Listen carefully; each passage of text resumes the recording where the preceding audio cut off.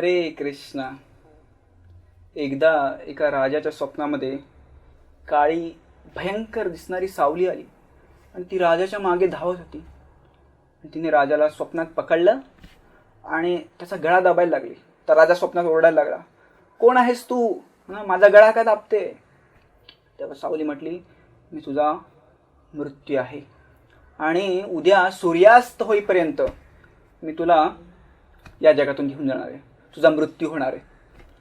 तर राजा घाबरून गेला, स्वप्नातून उठला आणि विचार करायला लागला नव्हता, आता मी काय करू?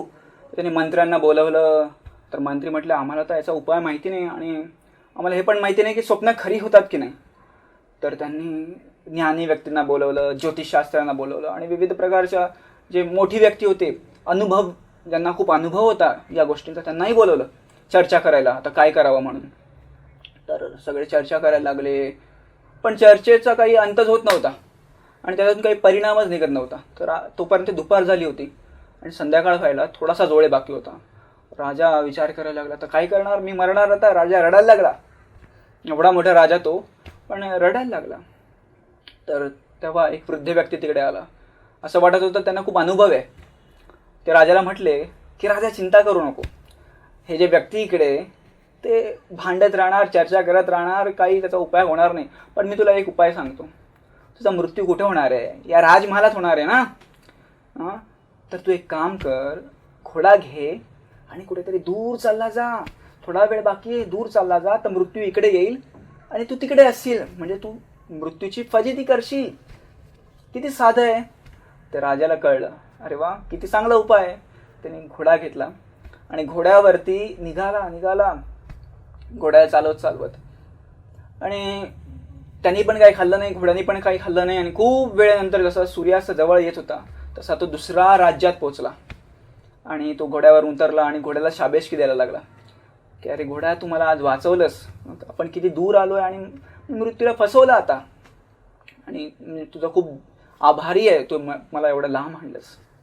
त्याच वेळेस राजाने पाहिलं की दुसऱ्या बाजूला घोड्याच्या तिकडे तीच काळी सावली उभी होती आणि ती पण घोड्याची पाठ थोपटत होती. आणि ती म्हटली, घोडा, तू किती चांगला आहेस ना. मला वाटलं नव्हतं तू एवढ्या जलद गतीने राजाला ह्या वेळेसच पोचवशील, पण तू पोचवलं. आणि जसं त्याने वाक्य पूर्ण केलं त्या सावलीने, राजाचा तिथे मृत्यू झाला. तर काय शिकतो आपण या गोष्टीतून? तर जो तात्पर्य आहे ते एकदम साधं आहे की आपण मृत्यूला खूप प्रयत्न करतो, मृत्यूला अवॉइड करण्याचा, मृत्यूला दूर करण्याचा. पण जसं कृष्ण भगवद्गीतेत सांगतात, जातस्सहि ध्रुवो मृत्यू ध्रुवम जन्म मृतस्य च. तर भगवंत म्हणतात, ज्याचा जन्म झाला आहे त्याला मृत्यू तर अनिश्चित आहे, बरोबर, आणि ज्याचा मृत्यू आहे त्याला जन्म होणार आहे, तर त्याच्याबद्दल एवढा विचार करण्याची गरज नाही. तस्मात परिहार्यते न तुम सोचतुम अर्हसी. तर एवढा रडू नको, ते अर्जुना म्हणतात.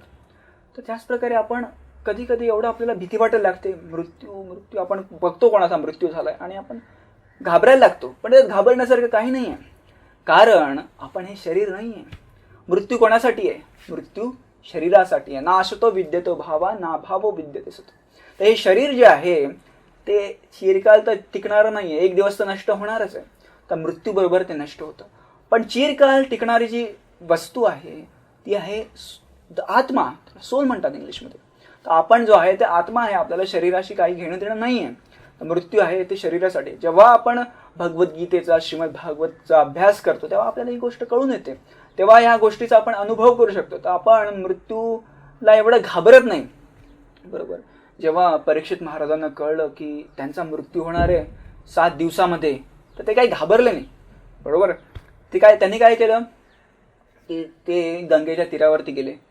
त्यांनी तिकडे खूप ऋषीमुनींचा आश्रय घेतला.